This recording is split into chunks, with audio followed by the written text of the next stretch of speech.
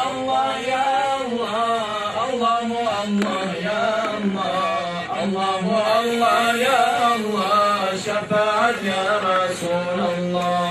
Allahu Allah ya Allah, Allahu Allah ya Allah, Allahu Allah ya Allah, şefaat ya Resulallah. İrem Allah gayel mergan, daim avlanlarda kalgan, duvarda bara vallahan, hayaman ve sulbarani. Onu toşedi, muşedi, başlarından taşedi, Resul'a kopaşedi, hay aman ve sulbarani.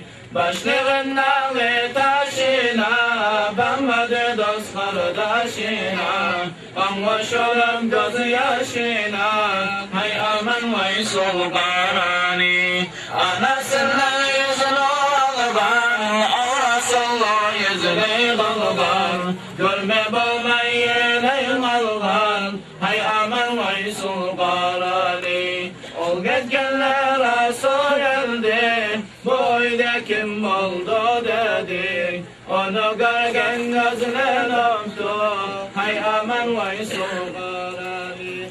Sen gitkenler bir av geldi, kamaşayıp adam edi, o seni kabres keredi, hay aman ve sulbarani.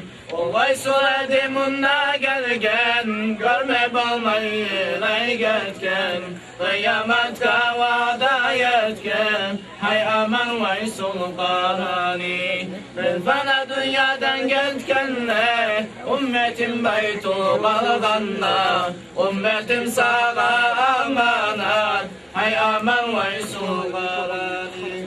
Asamni kolga alırsan, abanni arkaya salırsan, dünyaga mevluk alırsan, hay aman ve sulbarani.